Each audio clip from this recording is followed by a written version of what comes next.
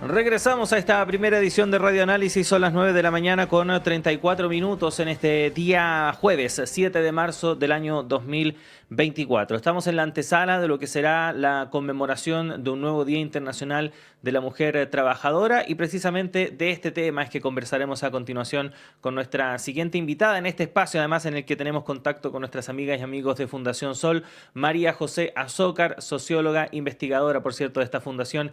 Bienvenida nuevamente a Radio Universidad de Chile. ¿Cómo estás? Hola Claudio, muchas gracias. Bien ando, aquí esperando el 8M de mañana.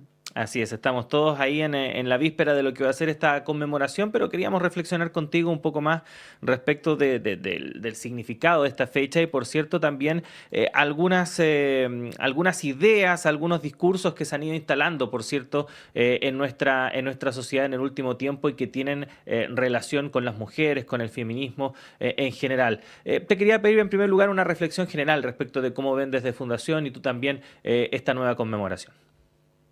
Sí. Bueno, a propósito de esta conmemoración, Claudio, son varios los desafíos que tenemos y que son desafíos urgentes, ¿no?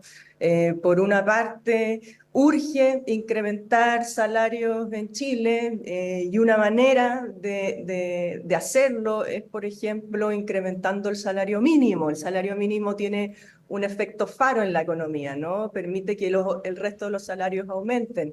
Y como sabemos, hay más mujeres que hombres que reciben el salario mínimo o menos, entonces desde una perspectiva de los derechos de las mujeres, ¿no? Incrementar los salarios es fundamental. Otro desafío fundamental es que urge en nuestro país una reforma laboral. Por ejemplo, una reforma que le entregue más herramientas a los sindicatos para poder movilizar su poder de manera colectiva a través de una negociación ramal, por ejemplo. Y todo lo que nos dice la literatura comparada es que cuando tú tienes sindicatos más fuertes, cuando tú tienes una negociación ramal, bueno, eso mejora especialmente las condiciones laborales de las personas que están en una situación más precaria, por ejemplo, las mujeres.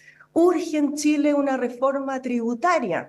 La riqueza en Chile está masculinizada. ¿Qué quiere decir eso? Que las personas de mayor ingreso tienden a ser hombres. Y como sabemos, como existe en Chile un sistema tributario que es regresivo, entonces tú tienes a las personas de mayores ingresos, que proporcionalmente son más hombres que mujeres, que tienen una tasa de impuestos menor, ¿no? A el resto de la población, por ejemplo, el 50% más pobre, en donde hay más mujeres. Entonces, hay múltiples desafíos hoy en Chile que impactan directamente a las mujeres y que son necesarios, ¿no? De movilizarnos y de traer a colación mañana en las marchas y, en fin, en todas las actividades que desde movimientos de mujeres y feministas queremos organizar. Pero como tú decías, Claudio, hay otras reflexiones que me gustaría traer, que nos gustaría desde Fundación Sol traer hoy día y que se refieren a ciertos discursos que proponen que es un buen negocio invertir en niñas y mujeres, ¿no?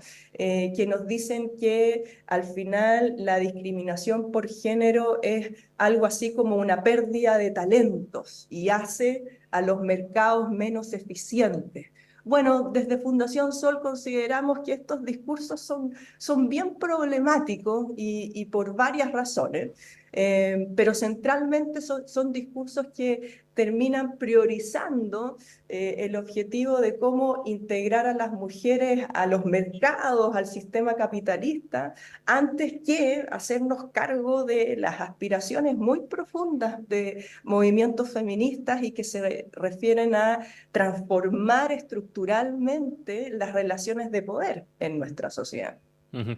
Profundicemos un poco en eso, María José, porque efectivamente durante la última década hemos escuchado mucho, ¿no? Este discurso, ¿no? De efectivamente hacer una inversión en términos económicos a las mujeres, en fin, y los eventuales réditos que eso traería. Mencionabas tú que efectivamente eso trae una serie de perjuicios. Si nos puedes detallar un poco por qué efectivamente, bajo la mirada de ustedes, esta concepción, ¿no? ¿no? Respecto de la inversión, en este caso puede llegar a ser perjudicial. Sí. Me gustaría usar dos ejemplos para ilustrar este punto, esta crítica que queremos levantar. Y un primer ejemplo, Claudio, se relaciona con el mundo de la filantropía. Hoy en día es muy común encontrarse con billonarios, hombres billonarios, ¿no? Alrededor del mundo que crean fundaciones y crean fundaciones que levantan programas específicos para mujeres. Tenemos desde la fundación que levantó Bill Gates, ¿no? En Estados Unidos, y tenemos también algunos ejemplos locales como la Fundación Luxich, ¿no? Levantada por Andrónico Luxich, uno de los hombres más ricos, ¿no? de este país. A propósito de Bill Gates, recordemos, Bill Gates es un hombre billonario que, aunque se quisiera clonar, no podría gastar todo el dinero que tiene, ¿no? Bueno, creó una fundación. Bill Gates fue uno de los cofundadores de Microsoft y que Microsoft a la vez es una empresa que ha sido acusada por evadir impuestos, por implementar prácticas antisindicales, por pagar bajos salarios. Entonces tú tienes aquí una gran ironía de que hombres billonarios en el mundo que han construido su negocio a partir de la evasión de impuestos o de prácticas no antisindicales, bueno, crean fundaciones para donarles dinero a las mujeres para que sean buenas emprendedoras. Lo mismo, exactamente lo mismo ocurre a escala local con personas como Andrónico Luxich, ¿no? Cuando uno entra ahí a la página de la Fundación Luxich, uno se encuentra con el programa Despega Mujer, por ejemplo, ¿no? Que es un programa que busca entregar donaciones específicamente a mujeres para que puedan, como dice ahí la página, despegar y transformarse en mujeres emprendedoras. Bueno, como sabemos, Andrónico Luxich, entre otras cosas, ha sido acusado por ejemplo, extraer ilegalmente agua, implementar en sus empresas prácticas antisindicales, crear empresas de papel para evadir impuestos. Entonces, aquí estamos hablando de una muy cruel ironía en donde tú tienes a un hombre billonario que ha creado negocios en base no a relaciones de explotación, en base a la extracción ilegal de agua, en base a la evasión de impuestos y utiliza esos dineros obtenidos para donarlos a las mujeres.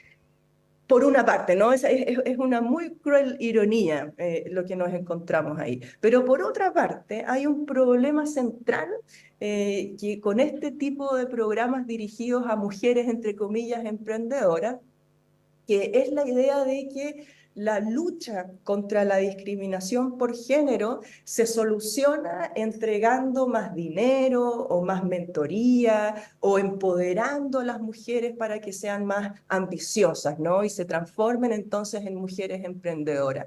Es decir, es una manera de entender la desigualdad por género como un asunto individual, como si solo bastara que yo me empoderara, como que si yo adquiriera poder individual para poder entonces transformar mi vida, ¿no? Esa es una manera muy peligrosa de entender las luchas que han promovido movimientos feministas, puesto que lo que se promueve desde una perspectiva feminista no es un cambio individual en las vidas de las mujeres, sino que tiene que ver con un cambio macro, con un cambio social respecto a cuáles son todas las relaciones de poder que sustentan, ¿no?, las desigualdades sociales. Entonces ahí también hay otro peligro en conceptualizar el empoderamiento de las mujeres o la lucha contra la discriminación por género como un mero asunto individual. Dicho de otro modo, Claudio, nos podemos llenar de mujeres en puestos de directorios de empresas que tienen prácticas antisindicales y que pagan bajos salarios, ¿no? De eso no se trata la lucha contra la discriminación, y creemos nosotras que, bueno, programas que especialmente levantados, ¿no?, de estas fundaciones de billonarios, promueven otras visiones que son bien problemáticas. Ujú. Hay una suerte de instrumentalización de las demandas feministas para blanquear, por ejemplo, otro tipo de práctica. Exactamente, es una cooptación de las aspiraciones feministas por hacer una crítica a las relaciones de poder, ¿no? Y transformar entonces las luchas feministas como meros asuntos de empoderamiento individual, ¿no? Como la necesidad de darle más ambición a las mujeres y como si así entonces solucionáramos el problema. Entonces, ese es un ejemplo que me gustaría traer y que ojalá resuene algo con las personas que nos están escuchando, nos están viendo. Y otro ejemplo que yo creemos que también es bien crítico, se relaciona con simplificar las luchas contra la discriminación por género como un mero asunto de andar cerrando brechas, de género, ¿no? Hoy en día estamos llenas de informes especialmente creados desde distintas unidades del Estado, ¿no? Informes en donde comparan la situación de las mujeres con los hombres respecto a diversas áreas. La Comisión para el Mercado Financiero, por ejemplo, anualmente lanza un informe en donde compara cuál es el acceso a crédito de mujeres versus hombres, cuál es la participación de las mujeres en los directorios de las empresas. Entonces ahí saca conclusiones del tipo, bueno, las mujeres son mejores pagadoras, las mujeres tienen menores niveles de endeudamiento. Entonces es buen negocio, ¿no?, desde esa perspectiva para los bancos invertir en mujeres y entregarle más crédito, ¿no? Y así entonces se armoniza la lucha contra la discriminación por género con intereses económicos de los bancos o de quien sea para prestar dinero. Y esto también, de nuevo, es bastante problemático, ¿no? Las luchas feministas no aspiran a andar comparando hombres y mujeres y andar simplemente, digamos, ¿no?, como una mera descripción de quién está arriba o abajo en determinados indicadores. Las luchas feministas, de lo que se trata, como hablábamos antes, es de cambiar las relaciones de poder en la sociedad. Y si tú tienes, ¿no?, mujeres que se están endeudando, bueno, la pregunta relevante es ¿por qué se están endeudando, ¿no? ¿Por qué hombres y mujeres, más allá de las diferencias, se ven obligados a pedir créditos para poder llegar a fin de mes? Y todas esas reflexiones, cuando no están presentes en este tipo de informes de género que se generan desde distintas unidades del gobierno, bueno, van despolitizando la discusión que se quiere plantear desde movimientos feministas. Ujú. Y ahora, María José, a qué atribuyes que se dé este escenario o esta práctica? Porque efectivamente lo que vemos es que a la hora de elaborar políticas o programas, se tiende más a lo primero, ¿no? A la solución más fácil respecto de esta reflexión más compleja y profunda que puede para varios ser incómoda y que parece ser lo más necesario. Sí. Bueno, hay dos maneras de contestar tu pregunta, Claudio. Por una parte, como suele ocurrir, cuando tú tienes una sociedad organizada en función de relaciones de poder, generalmente lo que pasa es que tú tienes solamente a un grupo específico de la población que al momento de ganar ciertas ventajas, entonces deciden ¿no? Ocupar espacios de poder, de influencia, de decisión, ¿no? Y eso es lo que ha pasado con grupos de mujeres que al momento de acceder a posiciones de influencia, ¿no? Porque obtienen ciertos grados académicos, porque pertenecen a ciertas familias, ¿no? Más ricas, etcétera, ¿no? Porque tienen ciertos privilegios, entonces, bueno, empiezan a desdibujar aspiraciones profundas de movimientos feministas. Y por eso entonces es que es muy importante hablar de que tenemos diversos feminismos en Chile, ¿no? Están estos feminismos que, como tú decías, cooptan aspiraciones que buscan una transformación estructural de la sociedad y lo transforman en meras aspiraciones por mejorar las vías individuales de ciertas mujeres. Entonces, ese es un primer problema y que uno lo puede también extrapolar a cualquier grupo de la población que ocupa una menor jerarquía. Pensemos en las disidencias sexuales, ¿no? Todas las luchas por un matrimonio, por ejemplo, bueno, fueron luchas que dieron segmentos más privilegiados de las comunidades de las disidencias sexuales, ¿no? Entonces, una puede extrapolar esto a diferentes áreas, a diferentes comunidades. Eso por una parte. Y por otra parte, para contestar tu pregunta, ¿por qué es tan difícil o por qué se dan estas prácticas de cooptación?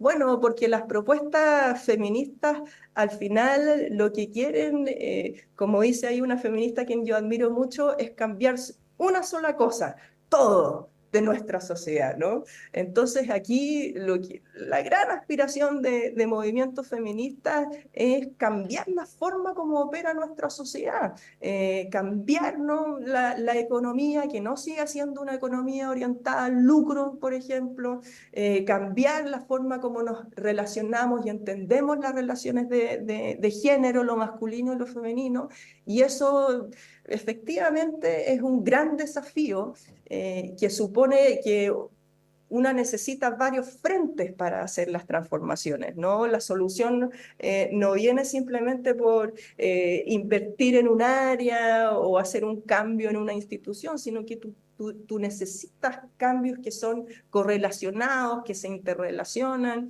y eso entonces también implica grandes desafíos y implica que mucha gente en nuestra sociedad tenga que perder privilegios y tenga que perder poder si es que queremos vivir en una sociedad más justa. Entonces las propuestas feministas son siempre propuestas que incomodan, son siempre propuestas que buscan por cambios y transformaciones estructurales y por eso entonces es un horizonte de cambios el que se proponen desde estos movimientos. Ujú. Bueno, María José Azócar, socióloga, investigadora de Fundación Sol, queremos agradecerte el tiempo que has tenido hoy para conversar con nosotros. Obviamente vamos a seguir dialogando de este y otros temas en futuras sesiones. Por lo pronto, desearte un buen día y mandarte un abrazo a la distancia y esperarte acá pronto, María José, que estés muy bien. Muchas gracias, Claudio, y un gran abrazo al equipo también. Muchas gracias. Ahí está entonces conversando con nosotros María José Azócar, socióloga integrante de Fundación Sol, a propósito de esta conmemoración del Día Internacional de la Mujer Trabajadora que va a ser ya mañana viernes 8 de marzo, pero como hemos conversado durante toda esta semana, se han estado realizando durante todos estos días y seguramente en lo que queda de mes diversas actividades que van orientadas precisamente a crear conciencia y necesaria reflexión en torno a esta fecha tan importante. Que por cierto, también mañana acá en nuestra radio tendremos una programación especial, tendremos noticiarios obviamente dedicados a este tema, conversaciones interesantísimas durante toda la jornada y en la tarde una edición especial de Política en Vivo junto a Juanita Rojas y Yasna Levín, que estarán ahí con diversas invitadas conversando, dialogando en torno a este 8 de marzo, Día Internacional de la Mujer Trabajadora. Y recuerde que a propósito de esta fecha también, mañana viernes transmitiremos a las 12:30 horas la ceremonia que se va a realizar en Casa Central de nuestra Casa de Estudios en conmemoración de esta fecha, y por lo mismo no tendremos segunda edición de Radioanálisis, para que usted esté también atento a esa programación y pueda sintonizar entonces Radio Universidad de Chile a las 12:30 horas para conectarse con lo que esté ocurriendo en Casa Central.